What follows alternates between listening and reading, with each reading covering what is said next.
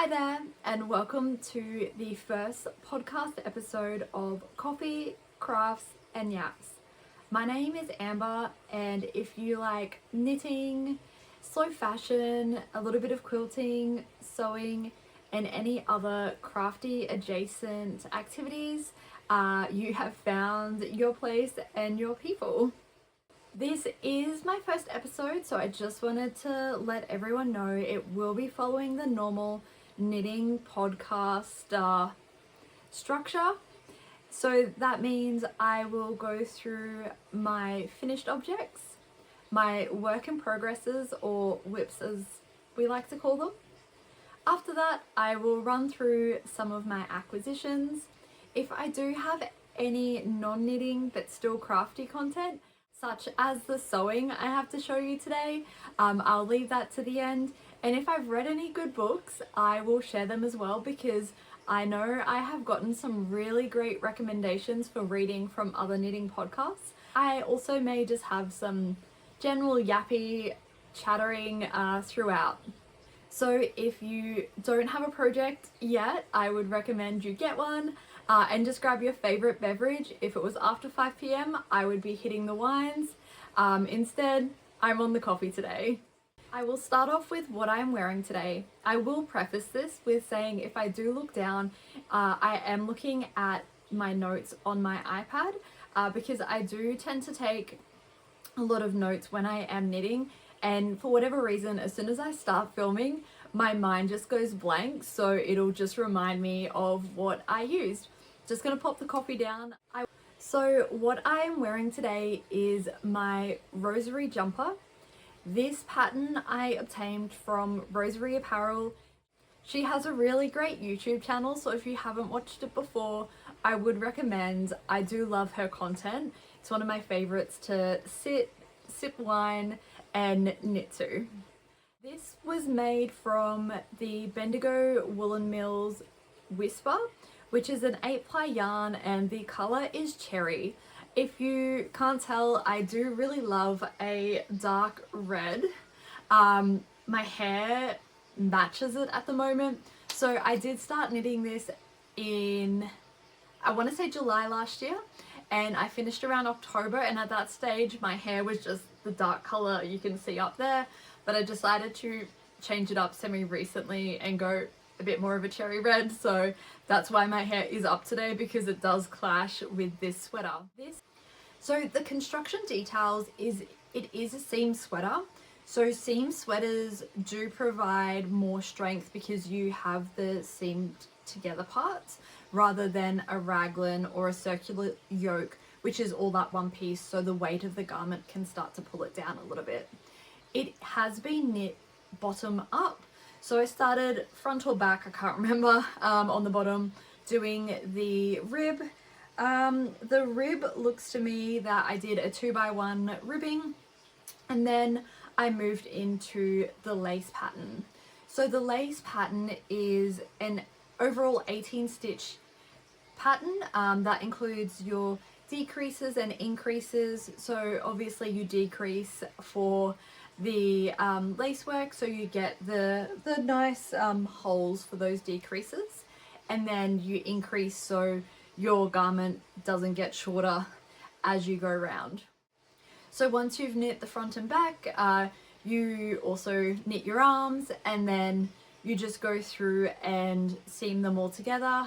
I used a mattress stitch. I think it may be called something else, but I just know it as a mattress stitch to join it all together, and I'm pretty happy with the result. The pattern calls for a 4mm needle, but I've learnt that I'm quite a loose knitter, and oftentimes I do need to go down a couple of needle sizes. So I did drop this one down, checking my notes. I did need to use a 3.5mm needle. That was so I could reach gauge.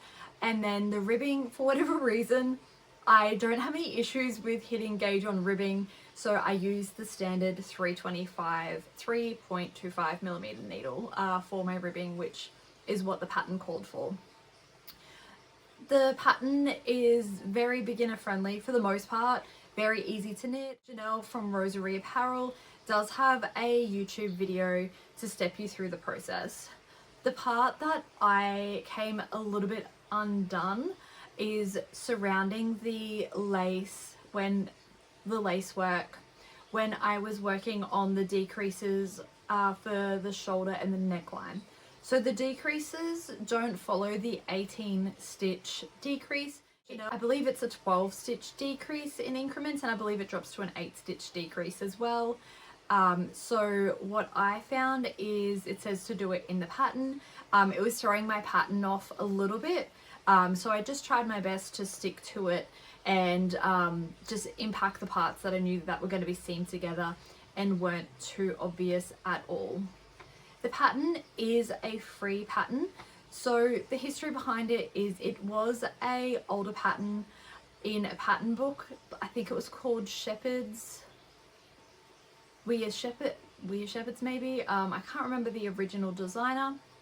And Janelle from Rosary Apparel knit one up, and there was a lot of people asking for the pattern. So she reached out to them and they enabled her to rewrite the pattern under her branding and release that.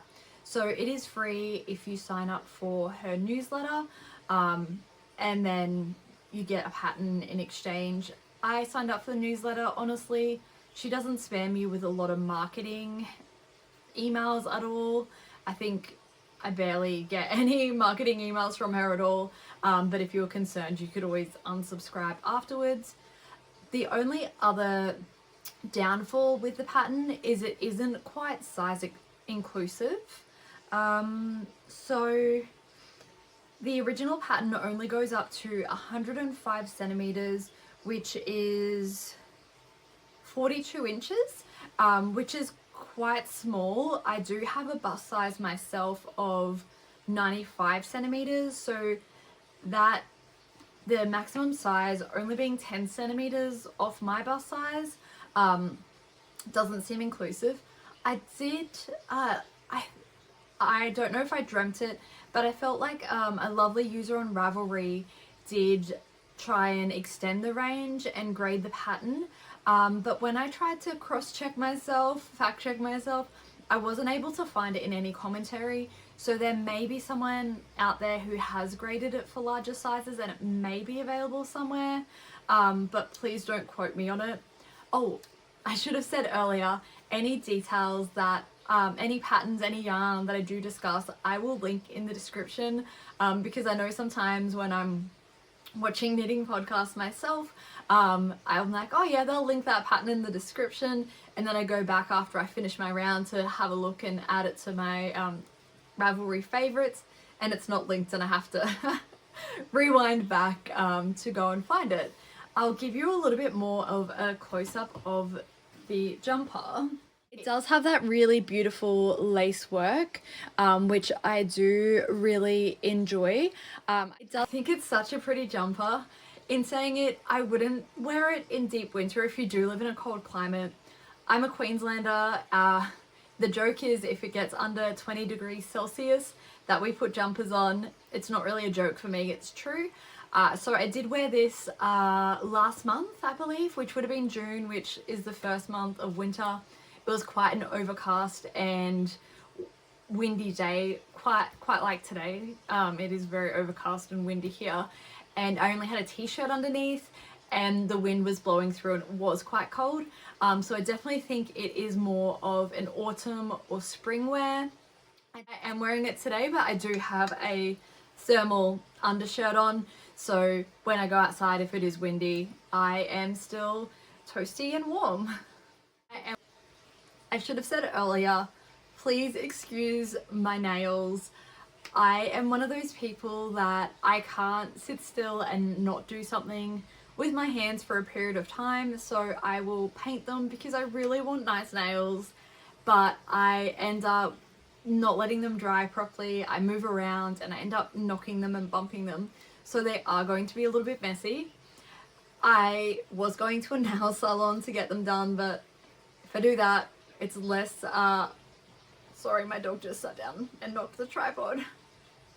It is less money I can spend on yarn and crafts, and I still struggle like sitting there for such a long time. Sometimes in awkward silence while someone else does my nails. It's a struggle. But moving on, so I wanted to discuss my first and only finished object of 2026, which is wild because I'm currently filming this in July, but between starting a new role at my existing organization that I've worked for and doing my masters, I have had very little me time, or time to do any of my crafting. So I am proud that it is finished, and this is also probably why my goals of filming a podcast every month kind of went out the window, because I would have been like, still working on socks. But now I've given you a sneak preview. These are my socks. See my socks, aren't they beautiful? These are my first ever socks that I have made. I used let me consult the iPad. So this was the basic sock number 1 with heel flap and gusset by Summer Lee Designs. I have both of her sock knitting books. I was knitfluenced. I do have an earlier not even a podcast, just an earlier video explaining my knitfluencing and choices. So followed the book. It was super easy. I don't know why it took me so long to start sock knitting. It is surprisingly easy. If you can increase, you can decrease, you can pick up stitches, and you can do Kitchener stitch, which isn't that hard. You can knit socks. So I'm just gonna hold up one. The socks were made in Cardigan Designs in the colorway Budgie, is my contrast color, which is the blue we see here, and the main color is the Haute Knit sock base. I want to say it's the Jimmy sock base, in the color Can't You See. The color came out a lot pinker than I anticipated. So in the skein, I thought it was a cream base with all of the colors, but as it started knitting up, I was like, oh, it's a very pink base. And if I knit this knowing that, I probably would have chosen a different contrast color. But in the end, they were my first pair. They were a practice pair, and I don't actually mind the color. I think it kind of blends in because we do have those pops of blue throughout. So I picked up the stitches, yeah, this side's a bit messy, along the heel. You can see on one side it is very neat. Hopefully that's picking up. And we can see on the second side it is definitely a little bit messier. I think this must have been the first sock that I knit, because yeah, this side again, it's not perfect, but it is marginally better. I don't know, on one of them I just couldn't get in the rhythm of picking up stitches, which is fine, it happens, but the other one I made sure it was a lot neater and it wasn't as messy. So if you haven't knit this pattern before, it is knit from the cuff down, and then you do your slip stitch heel flap, which again was surprisingly easy. Your other stitches for the sock, they just sit on hold while you do that, and then you do the not the gusset, that's the heel flap, and then you pick up the stitches and do the gusset to then decrease, which is what gives you this shape. I have a 24.5 centimeter foot, which is approximately a lady's Australian size 7 in shoes, which is what I wear. So when I knit the foot, I knit it to 20.5 centimeters, and then we needed 4 centimeters for the contrast, and the decreases on the toe. So then I decrease for the toe. I do love my little sock blockers. They are adorable. They have little sheep on them. They're so cute, but I'm so proud. I'm so happy that I was able to finish my first pair of socks. I have worn them. They are super toasty and they look very cute because when I do wear them with my sneakers, you just get that little pop of the color and you get the blue. And at the moment, my sneakers have like blue detailing, so they're very matchy. Now that we have covered off my finished item, let's jump to my whip. Alright, so after finishing my first pair of socks, I had to jump to my second pair of socks because I was obsessed a wee bit. Socks are a great little project. They are just so portable, so when I'm commuting to and from work, there's something that fits in my bag nicely and I can just knit on them and not pay too much attention, especially these ones, because if I pull up my other one, you're basically just working in the stockinette.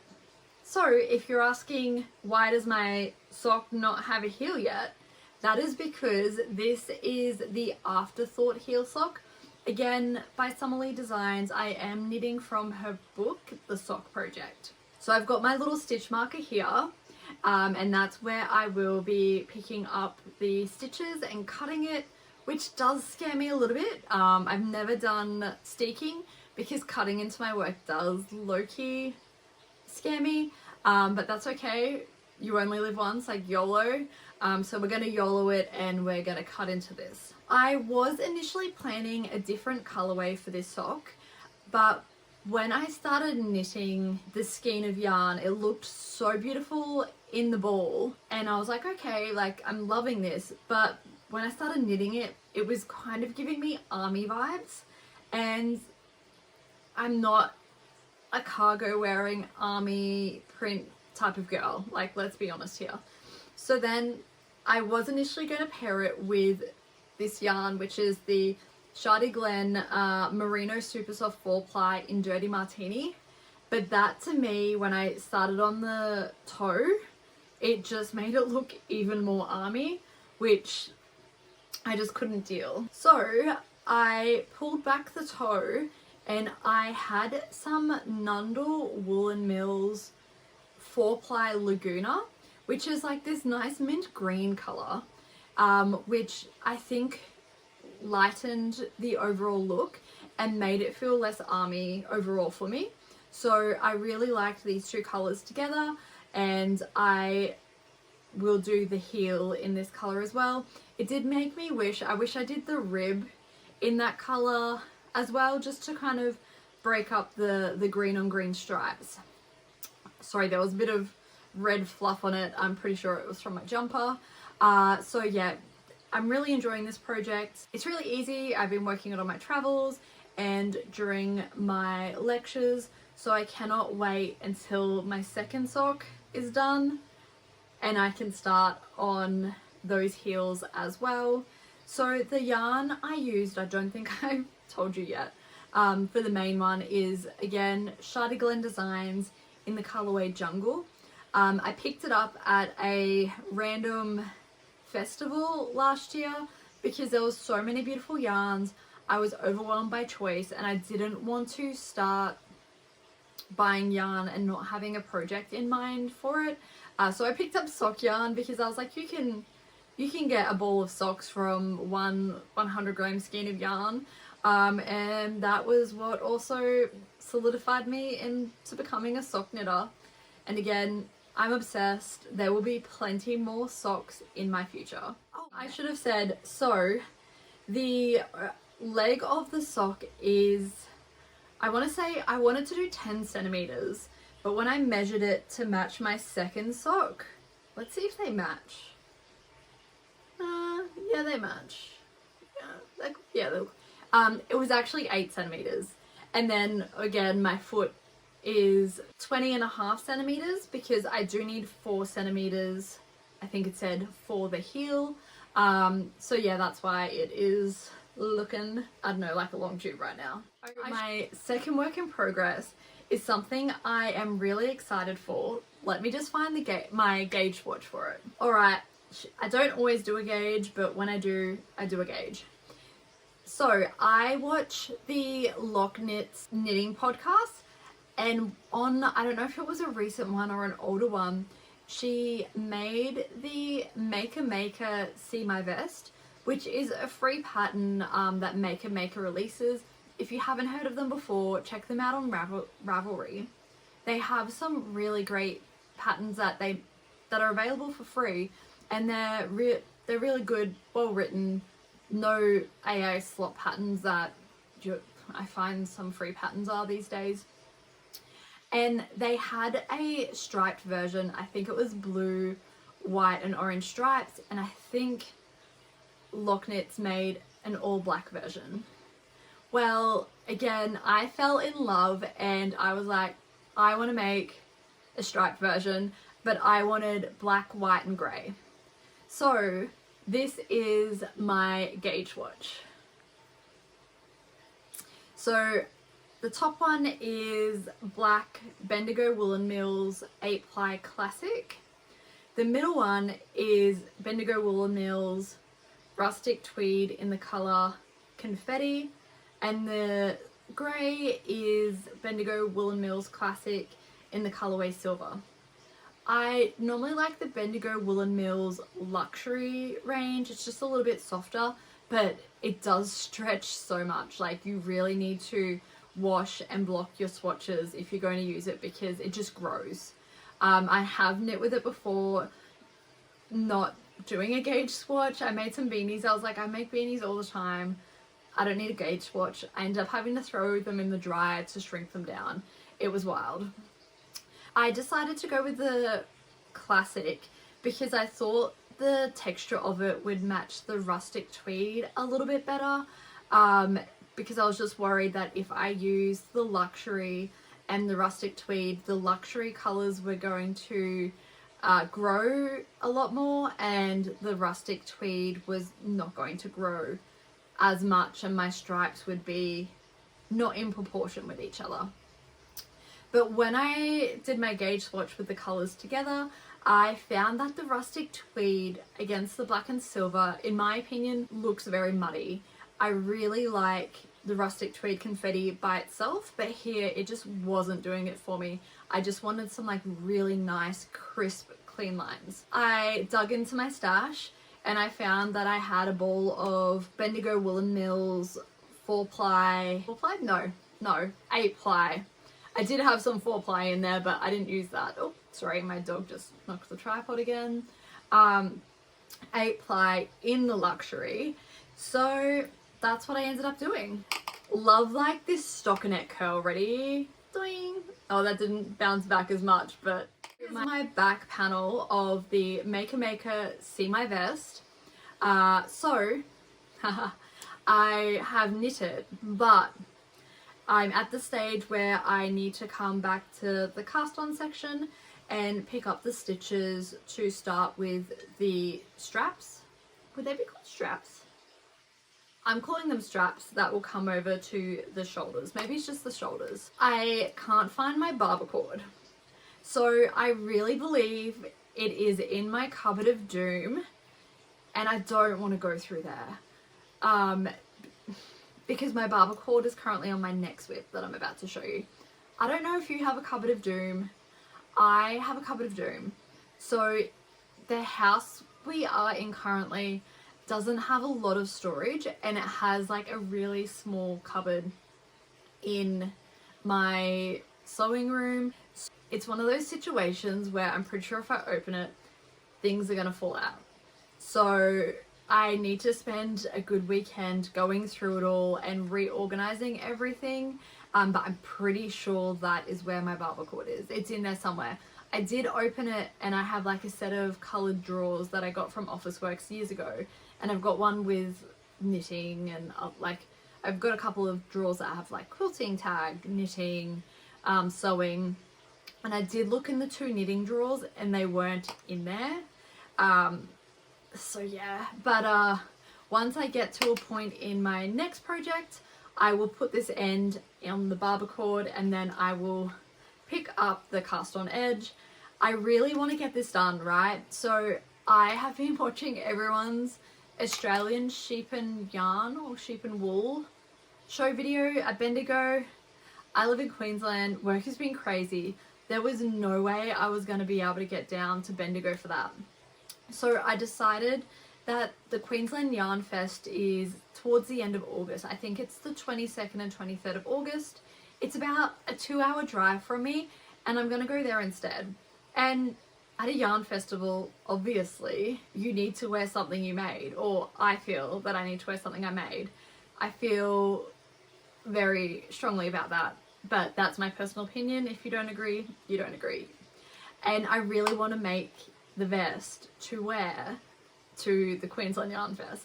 So I really need to crack on with my other project to release my barbacord to then get this one done. So hopefully by the next podcast, you'll see me in it and I'll be looking fabulous in my striped vest. Our last project, which is the one I'm also very excited about, is, sorry, I've just got to get off the table, is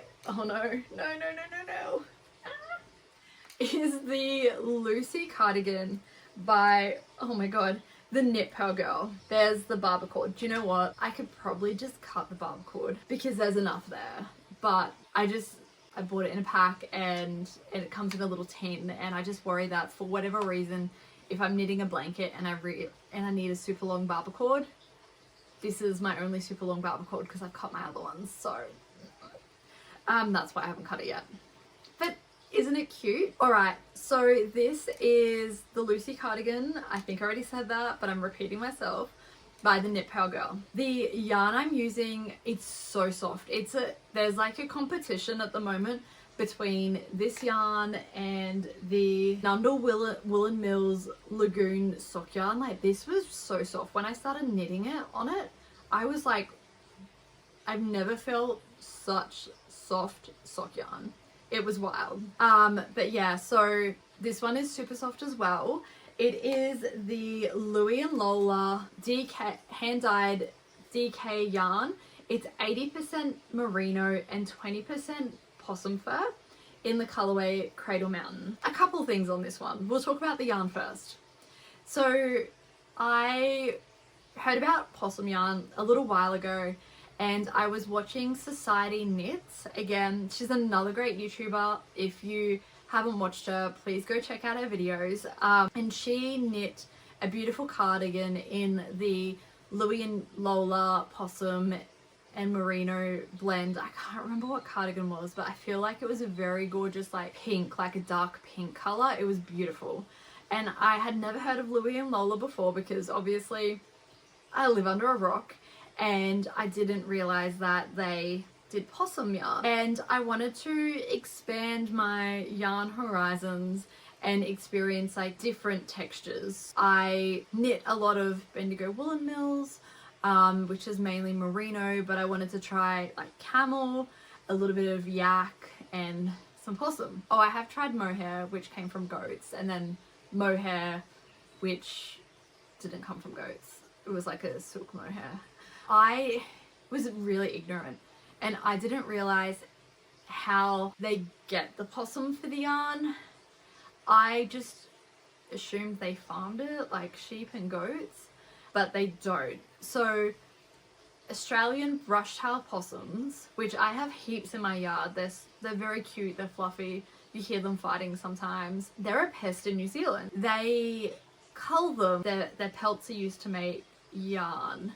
So I understand it can be considered ethical because they are a pest, they're culling them, and at least they're using them for something. It's not just what they do in Australia with the camels.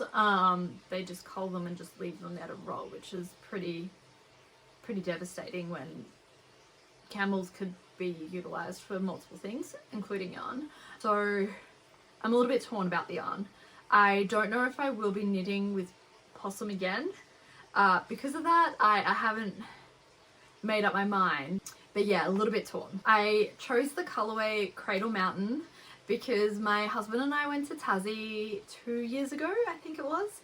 And it was the first week of September. They had lots of flooding, and we did a road trip, and one of our stops, I think it was our final stop, was in Cradle Mountain, which was incredible. It was raining, it was sleeting, but we went out there and we still hiked that mountain, and it was an amazing experience. So when I saw the name and it's in my favorite color, which is purple, I just had to order some. And I've been wanting to make the Lucy cardigan, yes, cardigan, not sweater, by the Knit Pearl Girl for a while, and I thought this would be the perfect yarn to do it in. So the pattern itself is knit in, I'm going to mispronounce it, my terrible Australian accent, Andrulian stitch, which is a combination of knits, pearls, and then like a knit pearl row. That's what creates the texture. All of my knitting that I do reminds me that I really like texture in garments. I don't know why. Texture and stripes is my jam. I had never done this stitch before until I knit a cardigan for one of my friend's baby. It was the Aosta cardigan by Knit Pearl Girl, and I really liked the look of the stitch. That's when I fell in love with the Lucy cardigan, and I knew I had to make one for myself. So it's super soft and squishy. I'm a little bit uncertain though if I've done this right. I'll go into some more details. Of course, I knit a gauge swatch, and I really love how the yarn came out after being washed and blocked. I feel the definition of the stitch isn't quite there on my current garment, but every time I worry about that, I go back to my gauge swatch and the definition is there. It is a little bit fuzzy, but it hits that note. And that's why you should always do a wash and block. The issue is I am a loose knitter and I couldn't hit gauge with the recommended needle. I don't know what the recommended needles, I feel like there may have been a 4mm needle. I'll pop it down below. I had to hit gauge, so to hit stitch gauge, I had to drop down to a 3.25mm needle, because when I was using larger needles, I could hit row gauge, but not stitch gauge.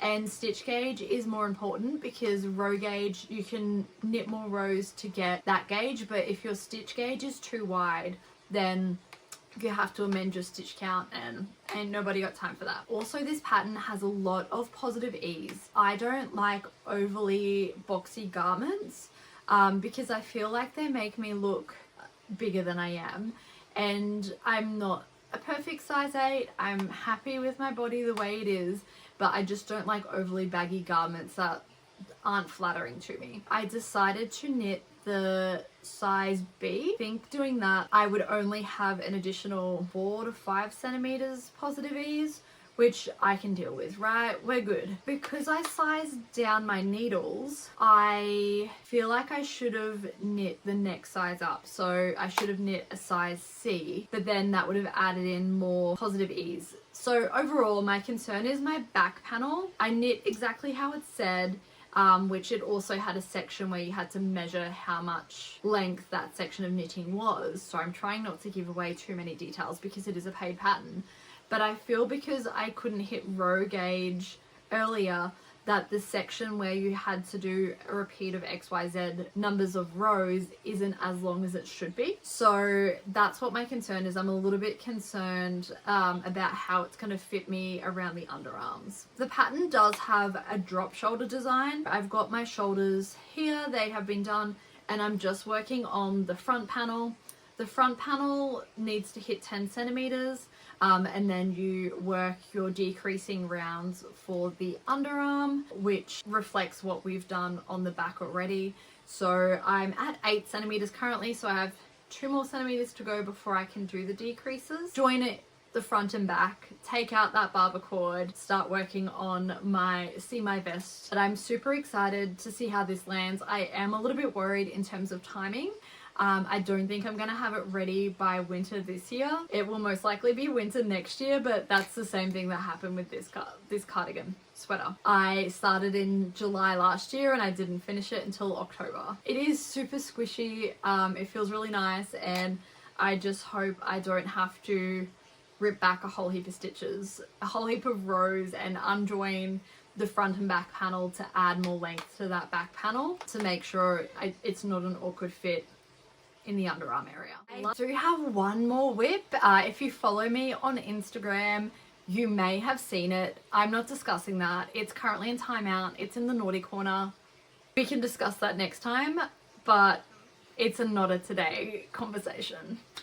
So instead, we will move on to acquisitions, which some of them have jumped off the desk already. Okay, so you may know I'm low-key obsessed with Bendigo Woolen Mills. If you haven't heard me repeat it multiple times, this jumper, the vest,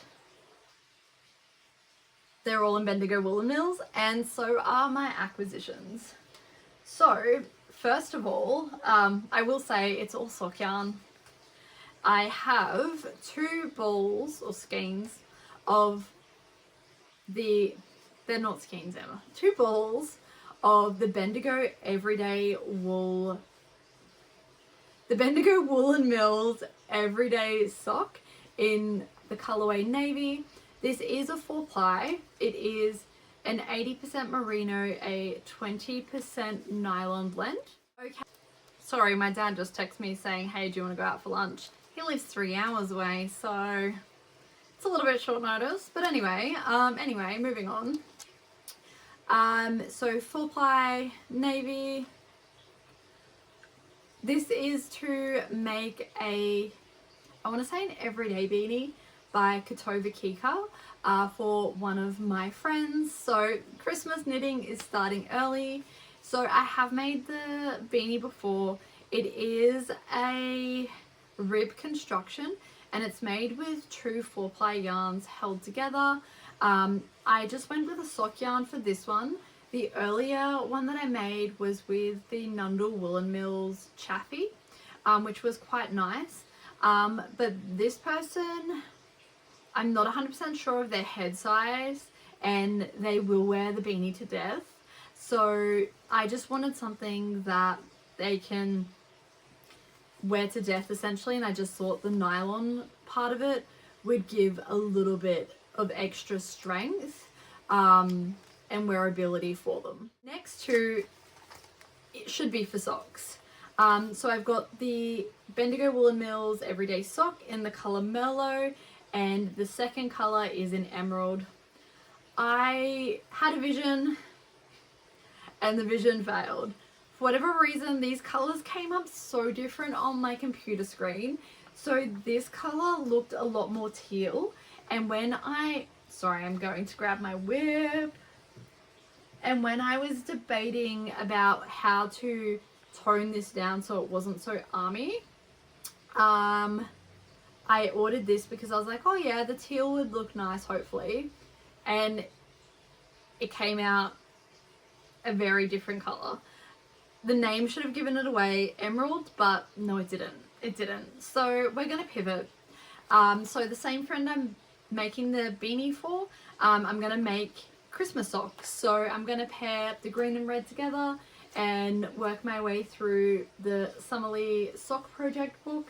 So I believe the next one is a Afterthought heel and then the German short row heel. So I'm going to do them so they're opposite. So one will have the green as the contrast and the red as the main color, and the other one will have the red as the contrast and the green as the main color. I thought I'd do something a little bit different as well, since I didn't have much in the way of acquisitions, and I wanted to discuss what I am obsessed with at the moment.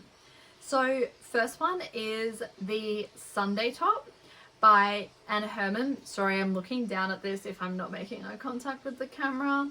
So it is a tank top. It's knit from the top down, which I like, and it has a cute little ruffle on the end. The tank top does have a rib texture, which we know I'm all about textures. Love me a texture knit. I don't know why, but I just love the tactile feel of it. I'm squishing textures. Since it's knit top down, I like that because I feel if I had the frill where the model has the frill on hers, it wouldn't be quite flattering to my body shape, and I wouldn't feel comfortable wearing it. Whereas I can actually knit it so it ends a little bit higher, and I can align the frill with where like my body flares out naturally, more in that hourglass shape that matches my figure, so it will be a little bit more flattering. I think it's very cute. I would love to knit it. it's been quite warm, so that's why I'm thinking I'm fantasizing about summer knit. More thing that I'm obsessed with is the wildflower tee. So this one came up in the Hot Right Now section of Ravelry. Is a colorwork round yoked tee. It can be knitted in a long sleeve version as well, and it has the beautiful colorwork flowers around it, hence the name Wildflower. But what I really liked is the additional detailing of the continuation of the pattern just above the rib, at the bottom of the shirt. And if you do knit the long sleeve version, it's also on the sleeves before you hit the rib section. There was one that I really loved that the test knitter did. She made some amendments and added a little bit of lace detailing, and it was gorgeous. Like, I really liked that additional like level of detail there, and it is one I'm potentially going to knit. And the last one I'm stalking at the moment, and I'm obsessed, this is definitely going to be on my list to knit, is the Sushi Date sweater. So it is a top down colorwork sweater, and it is a round yoke. So I haven't knit any colorwork round yoke sweaters because I just get concerned. Caitlin Hunter, love her patterns, but I don't like where the arm is split and how it has that round yoke, and if you lift your arms up, your whole jumper's gonna lift up. The Sushi Date sweater doesn't look like it has that level of depth to the round yoke, but I do get a little bit concerned, and I can't be bothered doing the math to split it earlier and continue the pattern, if I'm being perfectly honest. And especially if I'm paying for a pattern. Like, if I'm paying for a pattern, I don't want to have to then rework it. So, but that's why I haven't done any of the Caitlin Hunter ones, because I just can't deal with the I don't know, it reminds me of like chicken wings. I can't deal with the chicken wing arms. It's a no from me. I really like the little sushi sauce imagery. I don't think Queensland's banned it, but I know in other states they've banned like the fish sushi sauce holder because of the damage it does to the environment, which I'm all for, but I still just think it is very cute and I am obsessed, and I think I do need to knit that. I don't know if anyone else has been watching, my Instagram and my YouTube are full of tour de fleece. Oh, I want to start spinning so badly, but it's another craft, it's another hobby, it's another thing to try and fit time in for. But I have also just been obsessed and eyeing off a spinning wheel and hand spun yarns. I don't think I'm gonna start spinning unless I can find a spinning wheel at Queensland Yarn Fest, because I don't want to pay for shipping on a spinning wheel and I'm worried about it getting damaged. But I think I'm gonna have to buy some hand spun yarns because I'm obsessed. I just want them so badly. Well, this is the end of my knitting content. So if you're just here for the knitting, thank you so much. I hope you enjoyed. You can love me and leave me. I will not be offended. But if you don't mind a little bit of sewing content, I got you covered. I've got 2 sewn finished items. I have 1 whip and I have some acquisitions. They're a little bit manky. My first finished sewn item is some dog jackets. So this is for my big dog, if you can tell by the size. And that's the inside of it. Again, they're a bit dirty and the other one fell off, so I've just got to grab it. And this is for my smaller dog, because it's a lot smaller and he's got the Sherpa inside. So these jackets, oh, they're so hairy, are both self-drafted. Dogs are weird sizes. So I have an American Staffy, but he's 16 in August. He is bowed leg. He's a weird proportion because he's got the big chest. It's really hard to find him dog jackets, and as he's older, he does feel the cold really easily, and I just want to make sure he's warm because I love him and he deserves to be warm. And my other dog is a rescue dog, so again, a lot of jackets don't fit his weird proportions. a couple of years ago, I got them custom made jackets and I had to send the measurements, and the lady literally said to me, she goes, can you check the measurements because your dogs are really weird proportions? And then I literally sent her a photo with the measurements saying, this is their proportions. I'm not kidding you. And she made them custom jackets and they've just been worn to death. But this year I thought they deserved some new ones. So what I did is I took measurements from the front of their shoulder, so and then down their spine, and I made a square. I drafted it all up in butcher's paper. I then got a compass set and rounded off the square, and then I added some straps to the side. So I was like chasing them around with like the butcher paper, trying to measure to figure out how long the straps needed to be. And then I also did the same to get the Velcro positioning right. So when my older dog wears his, I did it so like the black collar flips up onto the fleece, because I thought that made him look a little bit trendy, and then it clips underneath. The reason why I did the 2 Velcro openings was I always just get worried that, a little bit same with like some of the collars that you get for your pets, that if they got stuck on something and I wasn't home, I wouldn't want, well, I would be home, but generally they just wear it at night. But if I was sleeping and if they got stuck and hurt themselves, and it wouldn't break off if they tried to pull away. Whereas if I give them the Velcro, it should snap off fairly easy if it gets stuck on something. So that's why I did it that way. With my bigger dogs one, when I did it and I tried to do the flip up thing, it didn't sit quite right on him, because again, the other dog had the wider chest, so it worked well, whereas on him it didn't work as well, and he has the skinnier chest, hence why, even though he's bigger, his front straps are around the same size. So I just attached them to the front section instead of to the side like the other one. I'll pop up some photos because I think they look adorable in it, and I did want them to be semi-matching. So that's why one's in the red buffalo print and the other one is in the green buffalo print. All 3 fabrics were acquired from Homecraft Textiles. They are based in WA. My upscale plaid quilt in the colour Winter Blush. I have finally cut the fabric. I would show you, but it is all in pieces. This piece, haven't started sewing it together yet. So next time, hopefully I have some actual squares to show you. Last item is my acquisitions for my sewing. So it's one of my good friend's birthdays coming up in August. Her birthday is actually the day after my wedding anniversary, and she is so sweet. She hung out with me on my birthday, and she travels and always brings me back the cutest little things from her travels. So I know I really wanted to make her something. She is a tote girly, so she went to America over Christmas a couple of years ago, and she brought me back a Trader Joe's tote, which I love. And then it was before it became a popular like iconic item. Now it's popular and iconic, which is great.